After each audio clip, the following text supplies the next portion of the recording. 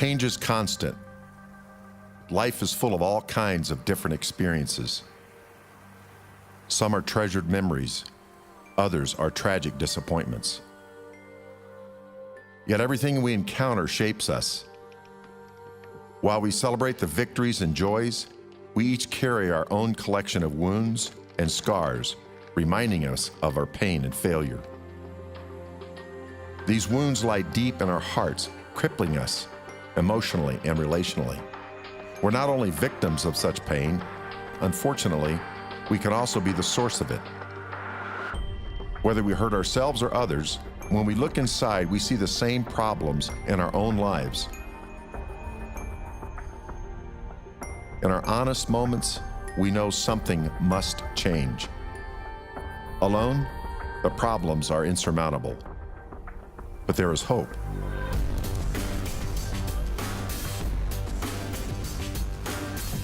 Brokenness in the hands of God can become the place of great blessing.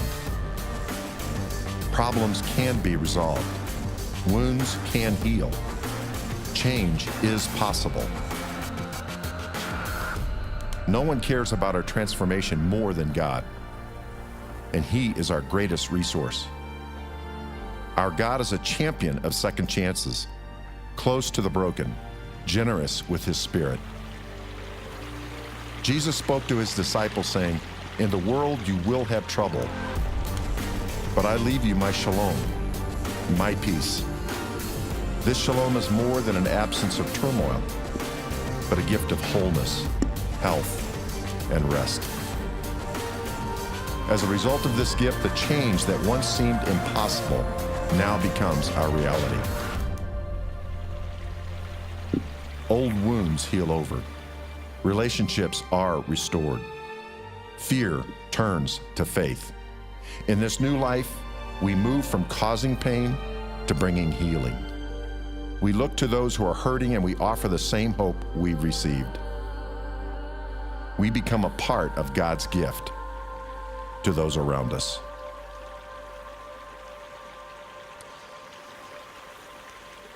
For those of you that have been with us for a while here at Cornerstone, you know that we have these 9 key elements, and that's one of the 9 videos that we created a couple of years ago that kind of captures what we mean by each of those core elements. And our elements are not only things that we want to continue to increase in our community, but we're really putting our best efforts in that direction to make sure that those things are true.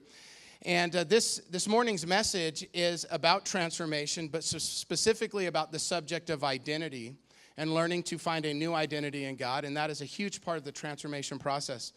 But one thing I wanted to take advantage of, just as we're talking about transformation and making a connection into our message today, is we want you to know that this is meant to be a place where people can come and they can struggle, and they can grow, and they can change. And often, people are expected to grow at a certain pace, but even here, the pace often is set by God, and so we want to be open and patient with people. And so we want to be known as a community, a faith community in our community where people can go to get help. All right, and so this is just an opportunity as a pastor to say this is open for us. We don't want to just assume that everyone understands that, but also as part of Cornerstone, we create a space like that, right, where it's okay for people to struggle and to grow and to be resourced. And so saying all that, I want to get to one of the most difficult topics of transformation that we all deal with in our life, and that is the topic of identity. Identity, your sense of self.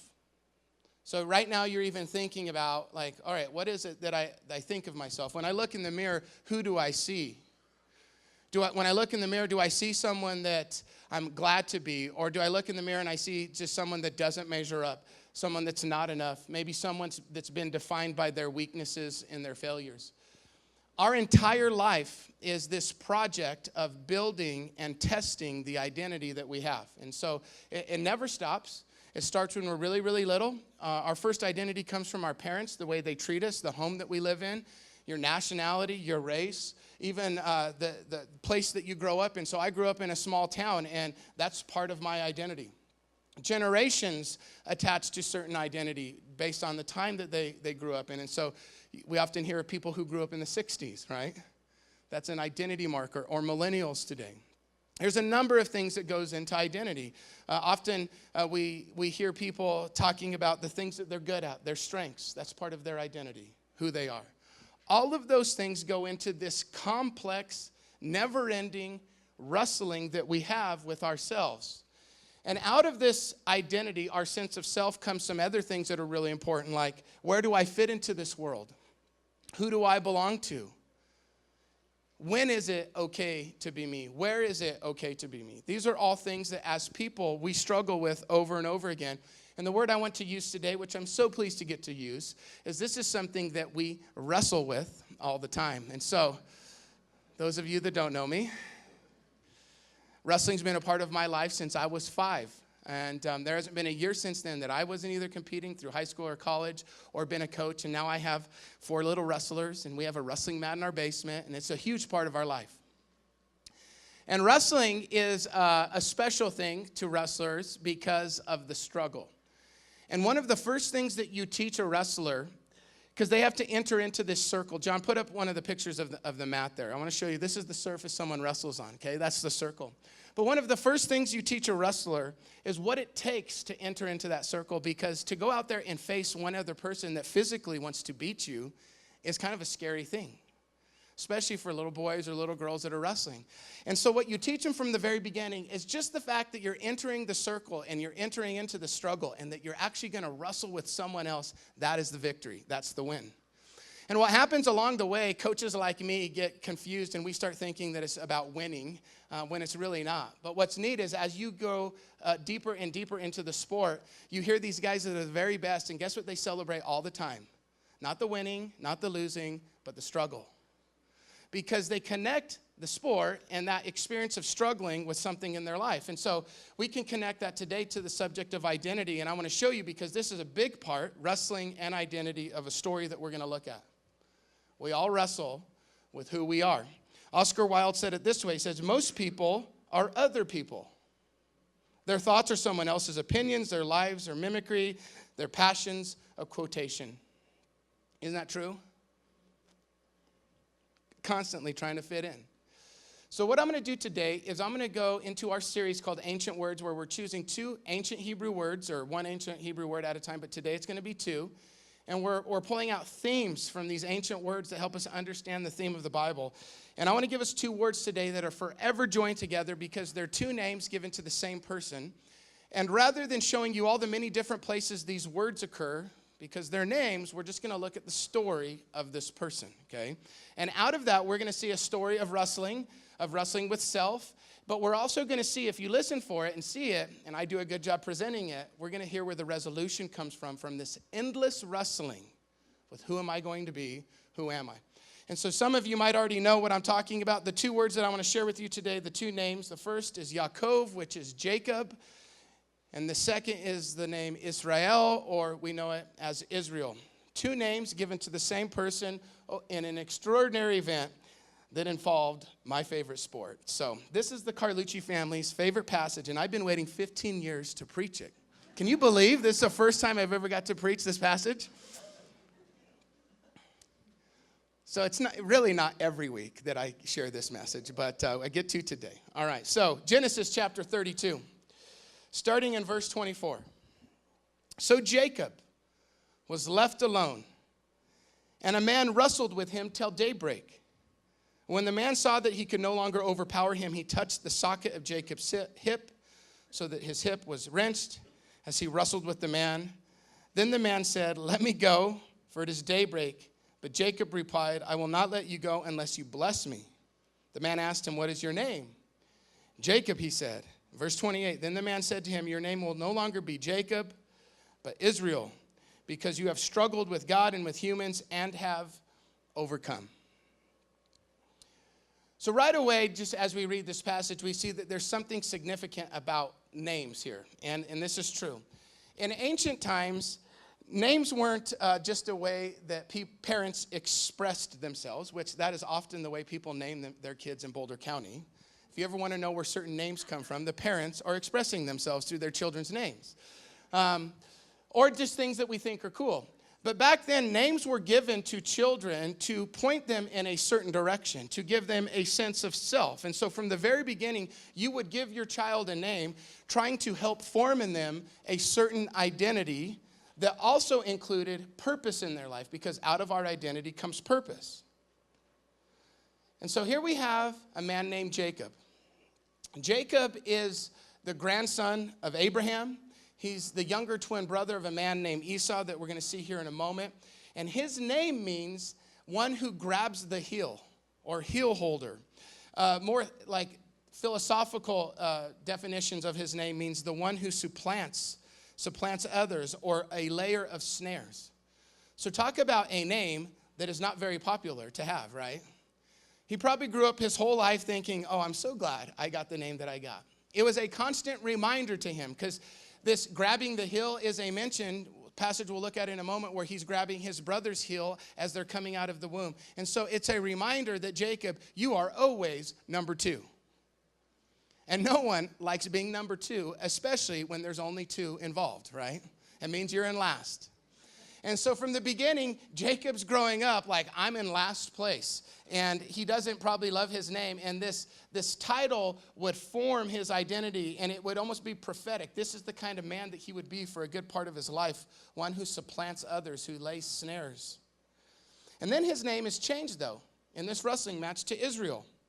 And before, Israel was a name that was used to describe David's kingdom, or Abraham's descendants, or the current nation of Israel in the Middle East. It was a name given to this man, and Israel means one who wrestles with God. And it's not just a descriptive name, it is meant to be an honored title given to Jacob. So he has a name that kind of is from his flaws and his dysfunctions, and he's given a new name that is meant to be received as an honor. One who struggles with God. Deeper versions in kind of the Hebrew tradition of what it means, the name Israel means, is that God prevails. So rather than we prevail with God, actually God prevails. And I think you'll see that in a moment as we get more and more into the story. Both names, both words, signify some type of struggle or wrestling. Do you see that? Struggling with people, struggling with God. The difference is there's a different opponent in the room, or in that circle that he was wrestling with. Several times throughout the scripture story, we see God changing people's names. And every time he did it, it was deliberate. It was as if to say to a person, hey, you are moving in this direction because you think that's who you are, or that's all you can be. I'm literally going to change your name. And because names meant more back then, a person would be changed and they'd be sent into a different direction. And so here in this story, God is giving him a gift. No longer do you have to be defined by your mistakes or your worst day. I'm giving you a new experience, almost a new life. Verse 29 of that same chapter, story continues. Jacob said, please tell me your name, asking this person that he's wrestling with. He replied, why do you ask my name? And then he blessed him. Then he blessed him there. So Jacob called that place Peniel, saying, it is because I saw God face to face, yet my life was spared. And then in verse 31, the sun rose above him, the wrestling match was over, and as he passed Peniel, he was limping because of his hip. So that day, Jacob leaves this wrestling match with two things that are new, a blessing and a limp. Okay, they're both significant to the story. He's been blessed with something new. And this is groundbreaking for him. Because his entire life, he's been doing what everyone else always does, is he's been grabbing at an identity that would make him feel good about himself. And God is here about to give him a gift. And this is what we need to see. Jacob is meant to be a model, a picture of all of our lives, okay? Yes, he was a true person that lived, but he becomes this example of this endless wrestling and where resolution comes from. And resolution comes in the very same place. We learn to wrestle with God. So this whole thing is really, really special. But let me tell you how amazing the story is. And to do that, we need to go back, and then we will go forward the next day from this wrestling match. So from the night of the wrestling match, we go back to the birth of Jacob and Esau. Chapter 25, verse 24, you can see it behind me. This is where his name comes from. Esau comes out first. Jacob is grabbing at his heel, trying to be the first one out. We're even told that when their mother carried them in the womb, there was kind of this constant wrestling taking place inside of her. Enough to mention, her boys were bothering her, kicking, fighting within the womb, struggling with one another. Jacob is number 2. You jump ahead several years. You get to this place where the boys are now young adults. Their father, Isaac, is about to die. He's getting very, very old. And he wants to do what fathers did during that time. He wants to bring his children in. He wants to lay his hands on them, and he wants to bless them. And a blessing is different than giving your children a gift. To bless them means to help send them in a certain direction and speak identity into them. Okay, so it's very different. So it's not even just encouraging your kid to study or to work hard, but it's speaking things over them that are true about them. I see someone that has courage. I see someone who can be life-giving to others. That is a blessing. And so Isaac wants to bless his sons, and he first calls in his oldest son, Esau. In chapter 27, you see that sneaky Jacob comes in. He's dressed like Esau. He's even worked really hard to smell like Esau. He was a hunter. He was out in the woods. Jacob didn't do that. And he comes in, and he stands in place of his brother, and he steals from his brother his father's blessing. Now, this isn't the first time that Jacob had done something shady with Esau, but this one is the worst that he's ever done. This is the worst thing he's ever done. He steals something that doesn't belong to him. Even worse, his mom's a part of it. His mother, all of Jacob's life, wanted him to be something that he wasn't, and so did Jacob. So in chapter 27, verse 28 through 30, you see this blessing that was meant for Esau is given to Jacob. And I don't quite understand why it worked this way, but because the blessing was given to Jacob, his father Isaac could not take it back and give it to Esau. He couldn't say, I didn't mean it for you, I meant it for him. There was something special about the moment. It's like some ritual ceremony that was really unique, and he couldn't take it back. And so we're told in verse 33 that Isaac is so upset when he finds out that Jacob had stolen something from his older brother that he trembles violently. He's weeping. In a moment, Jacob has torn his family apart. This is a horrible tragedy for the family.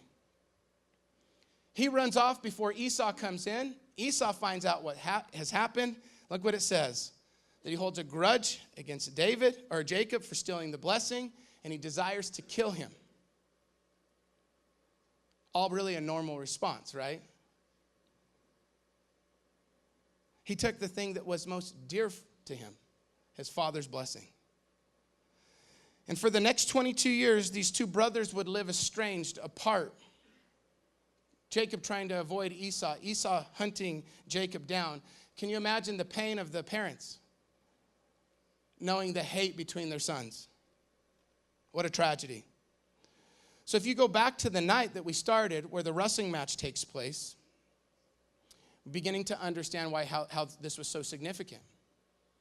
Now, the day before the wrestling match, you can read about this in Genesis chapter 32. So just the day before that night where his life has changed forever, one event has led to another, and Jacob and his giant entourage of people and servants and his family, which is very, very large, is getting ready to meet up with Esau's very large entourage that's made up of servants and people and a large family and many animals.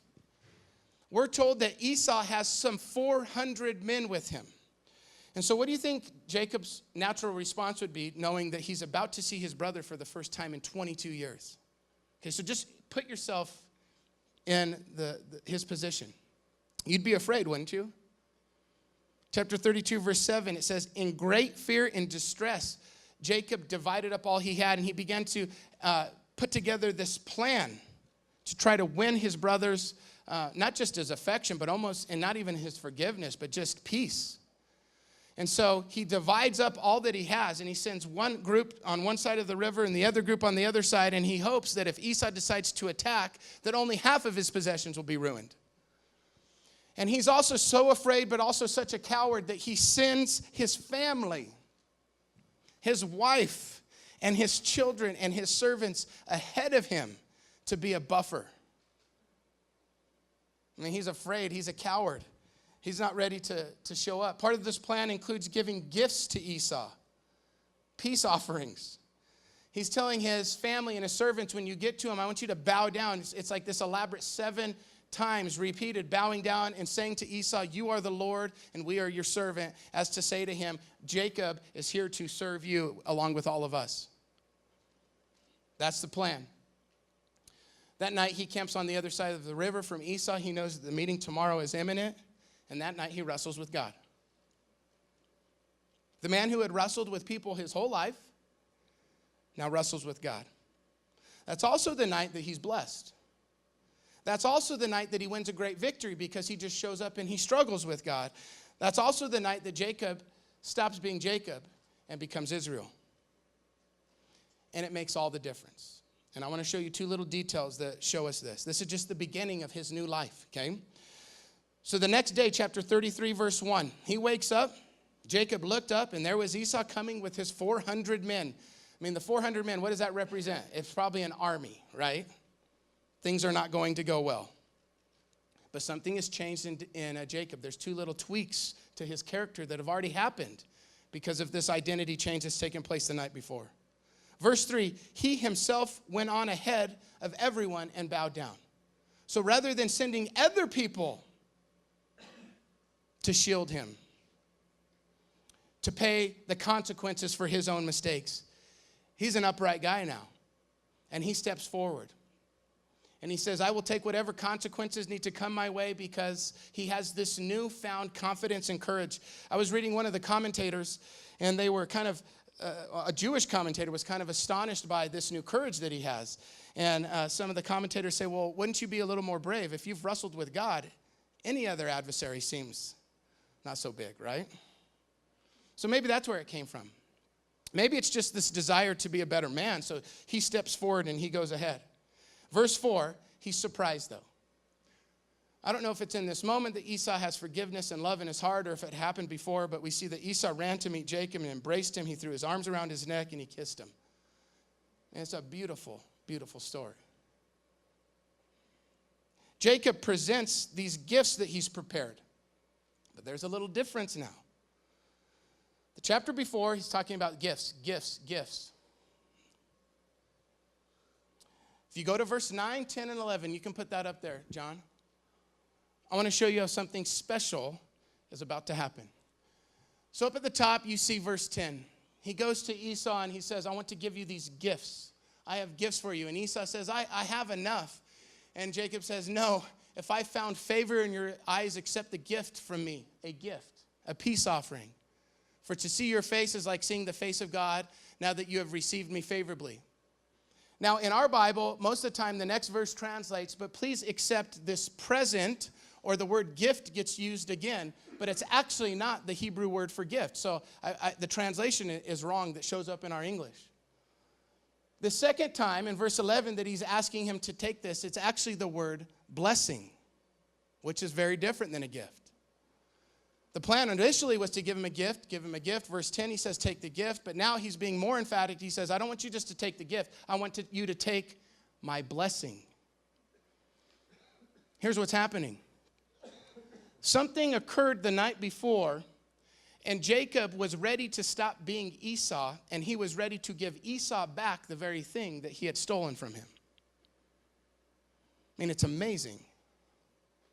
He no longer needed Esau's blessing to be him. The transformation is so great that he's willing to give something up that he's lived with for 22 years, and he doesn't just give Esau back a gift, he gives him the very blessing that he stole from him. There's a reason that that word shows up. That word for blessing is the same one used when Abraham was blessed by God, the same word that was used when Isaac blessed his sons. It is the gift that was stolen. He is done pretending to be Esau. So here's the question. What exactly happened that night? That the thief gives back what didn't belong to him, and the coward now has courage. See, he had wrestled. That night was a struggle. But Jacob learned something that night. As people, we either struggle with ourselves to find ourselves, or we will struggle with other people, or we will struggle with God. But only one match leads to freedom and blessing. There is an imminent struggle about our identity in front of us. But we have a choice to choose who it is that we wrestle with. So for his whole life, I mean, even God says this to him in the story. He says, I know who you are. You struggle with people. You struggle with yourself. He had been struggling. So let's first talk about Jacob struggled with himself. And the essence of that struggle is he just didn't like who he was. He'd look in the mirror. He wouldn't like what he saw. From the very beginning, he thought he was number two, that he was less than. From the very beginning of his life, he wanted to be someone else, specifically his brother Esau. The problem was, Jacob was everything Esau wasn't. Esau was strong and hairy. I mean, what a picture. A hairy baby, like so much so that it needs to be mentioned. A hunter, rugged. He's like that ancient hero, physically strong. Jacob was everything Esau wasn't. And his whole life he wanted to be Esau. And his mom was making a mess of the whole thing too. She wanted him to be Esau. She wanted him to have what Esau was supposed to have. I mean, it's a great big mess. That quote from Oscar Wilde perfectly describes Jacob. Most people or other people, their thoughts are someone else's opinions, their lives, a mimicry, their passions, a quotation. His whole life he had struggled with himself, and it looked like trying to be someone he wasn't. Now that doesn't sound familiar, right? We all wrestle. Jacob had another type of wrestling that was occurring his whole life, and it's really because of this first one, because he was so uncomfortable with who he was. He wanted to be someone else. He struggled with people around him, specifically those closest to him. And so here we see one of the, not the cause, but one of the causes of family problems. He was so uncomfortable with who he was, he could not share intimacy with those around him. Because when you are wearing masks or you are pretending, when I do that, what we're doing is we are putting up walls between us and we can't really connect. Intimacy is not based or built on illusion. It's built on what is true. And so he struggled his whole life, and so he's estranged from his family for these 22 years. Later on, we'd see that he would deal with a similar deceit, but this time he'd be the victim of it. His father-in-law Laban would deceive him. His sons would hurt one another, and he would just see this turmoil in his family over and over again. He would wrestle with people over and over again, but it all started because he wanted to be something that he wasn't. You've struggled with humans.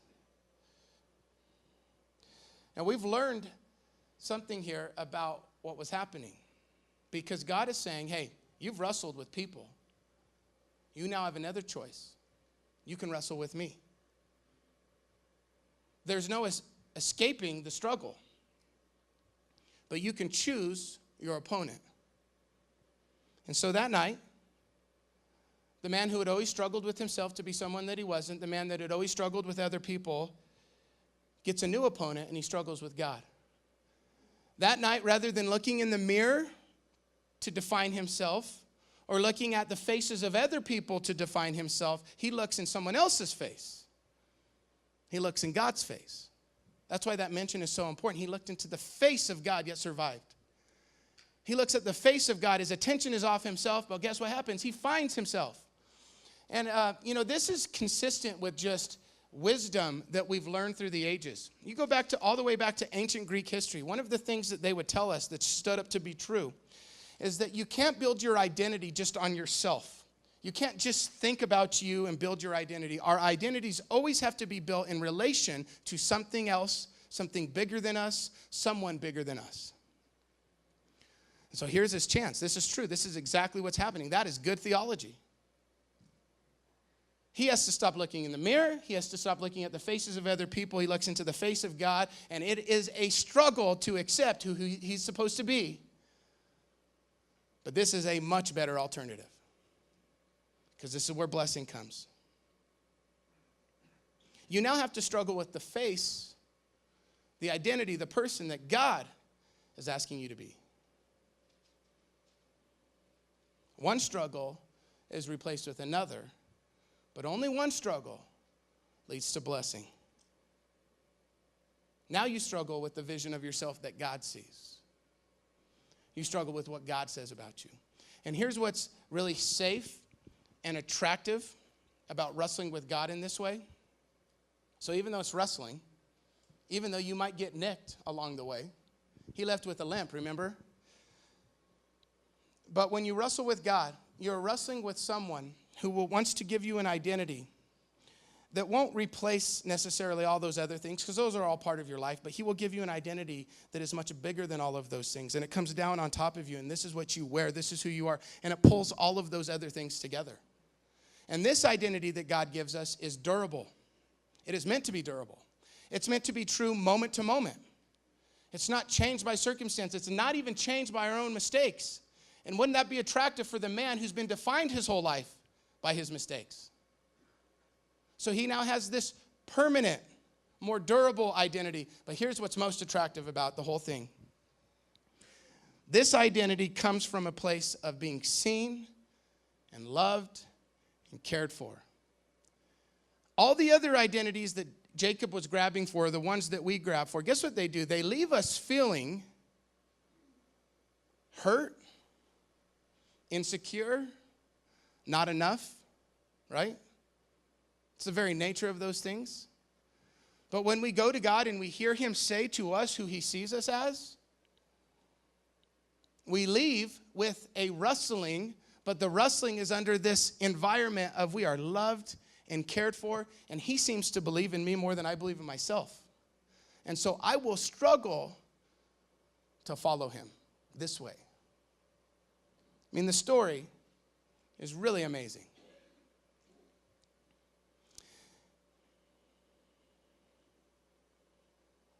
God settled something for him that day.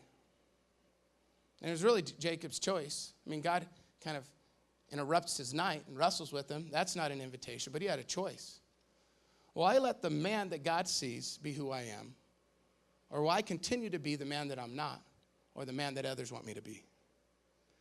Because Jacob was able to let go of Esau, because that's the essence of the whole thing. He lets go of Esau. He's able to become Israel. And then the blessing comes. And maybe that's the blessing. You know, we're not exactly told what the blessing is. So we're not told that he was blessed this way or this is what that blessing means. We're just told that God touches his hip. He asks God his name. God doesn't tell him his name, but he gives Jacob this blessing. He struggled through the night. He cried out to God, asked for this blessing, and God gives it to him. What is it? Well, we don't know. But I think we can see some of the blessings just in the story. Jacob no longer has to be called by his mistakes, known for his mistakes, known for his worst day. He's now affirmed in a different way, and he's given this title of honor, he that wrestles with God. What an honor. Wouldn't that be a blessing? To be able to step out of one identity and into another? A quote that I've heard over the years, I love, and it fits right here. God knows our sin and calls us by our name. Satan knows our name and calls us by our sin. There's a huge difference. So that's a blessing. This new confidence and courage to be a man who can accept responsibility, a person that can accept responsibility, to face your struggles, to admit your defeat, your own mistakes. That's a gift. He also has this gift of now being able to enjoy the people around him. This is a gift that comes out of identity. We're better able to handle the complex relationships that we have with other people, partly because we're able to let them be themselves. And we're done proving ourselves. We're done wearing masks. And so all of these things could be the blessings that come. I think they're all there. But that night, God blessed him. And that's why he shows up saying, I have everything I need. Right? Who says that kind of stuff? I have everything I need. What's he talking about? Because he has everything he needs. Jacob is letting go of Esau. He gives back Esau's blessing, and he walks now in the blessing that God had given him. One thing we often miss in the story is he goes in there and he steals Esau's blessing, but you can read later on in chapter 28 in verse 3 and 4 that before they tell Jacob to get out of town because Esau's going to kill you, his mom and dad are telling him this, Isaac says, Jacob, you need to come in and get your rightful blessing. So even though you stole Esau's, you still get yours. because God has a vision for each person, and his Father wanted to give it to him. And so look what he says, may God Almighty bless you and make you fruitful and increase in number until you become a community of people. Talks about his descendants. See, this is the blessing that God had given Abraham. It had passed to Isaac, and now it's not going to the oldest son.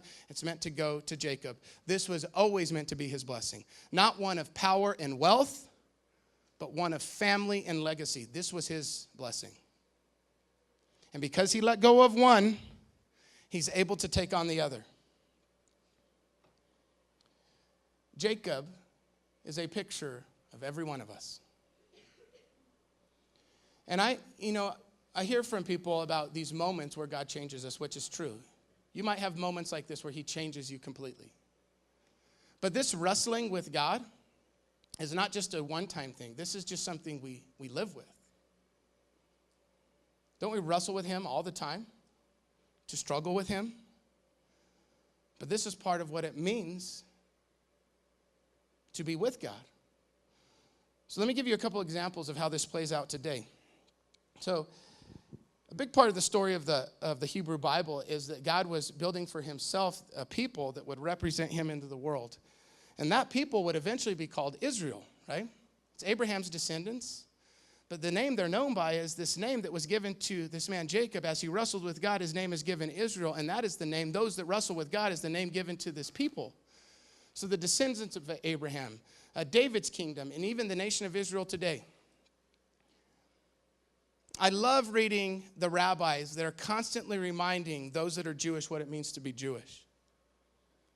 It means to be one who continues to wrestle with God. Now think about that as it just applies to a nation.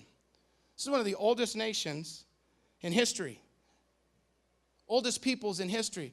And over the many, many centuries, the nation of Israel has had to wrestle with the very same things their namesake had to wrestle with. Maybe we should be something that we want to be. Maybe we should move away from the vision of a nation that we want, that God has given us, and we should define our own way, our own identity. And they've had to remind themselves over the years that blessing comes from letting God give you your identity. There were times that they looked around and looked at the other nations and wanted to be like them. In fact, when Israel would get in trouble, it was partly because they were trying to be like the other nations. They were looking in the mirror. They were looking in the faces of other people rather than the face of God. But over and over again, they've been reminded who they are. It's interesting that the word Jacob and Israel keeps appearing as God continues to remind Israel of who they are. Like Psalm 135, for the Lord has chosen Jacob to be his own, Israel to be his treasured possession. Isaiah 43 talks about the faithfulness of God to Jacob and to Israel.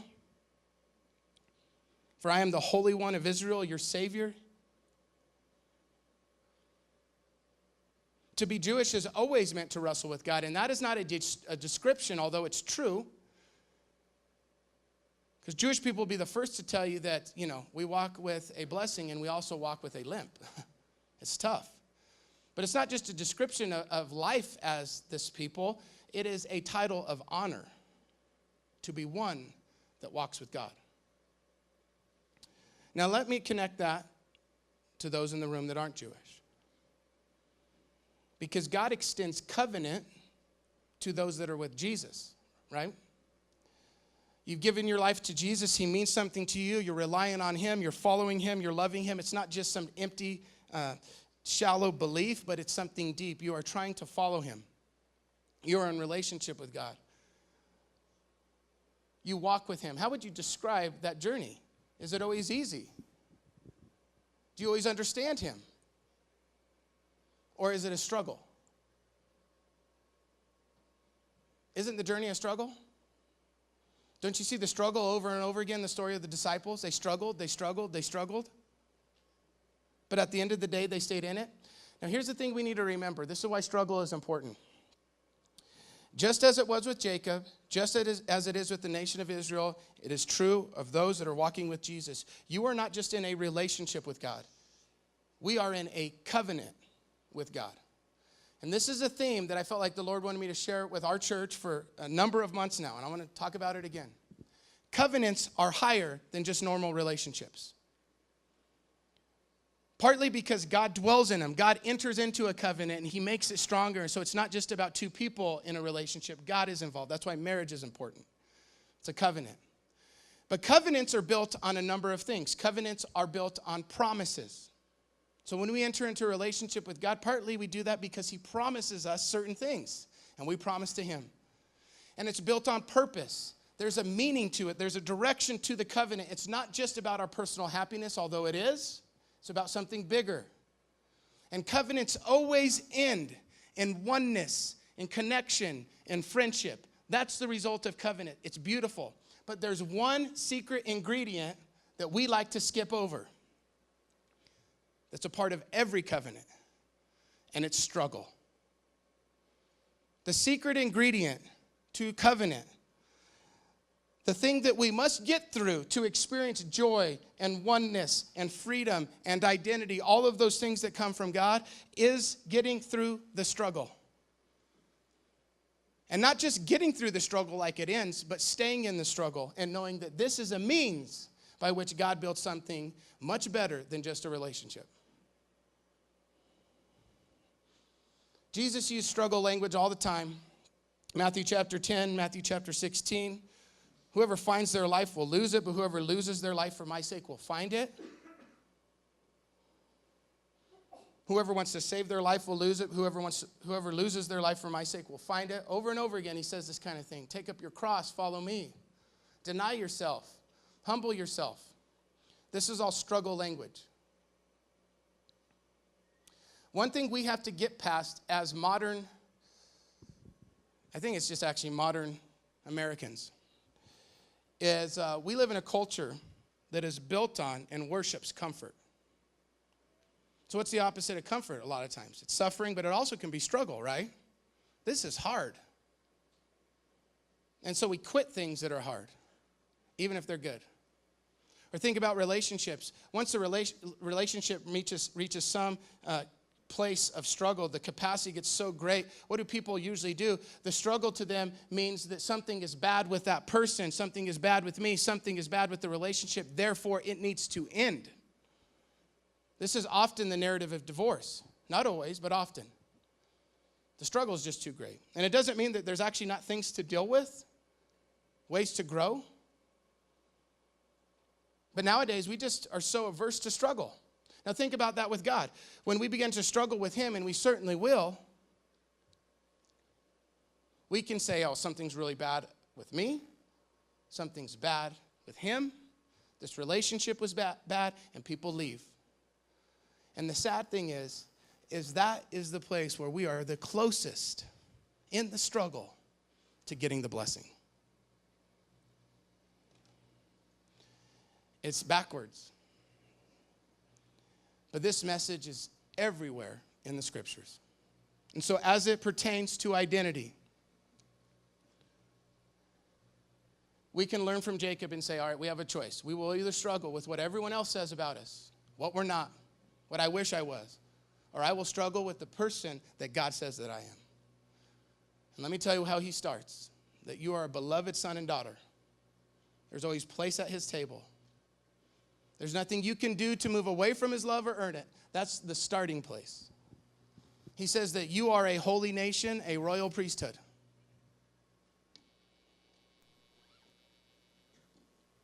We get a choice of where we wrestle. And so let's bow our heads, and I just want to give us a chance to reflect and invite God into whatever it is that you're wanting to say to him. So as we go to the quiet place of prayer,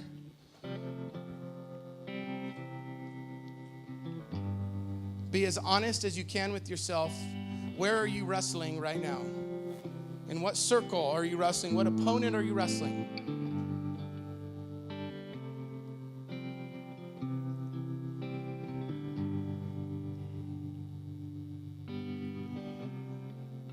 And the gift of these words in this story, and it's really the gift, the blessing of God, is that there is another way.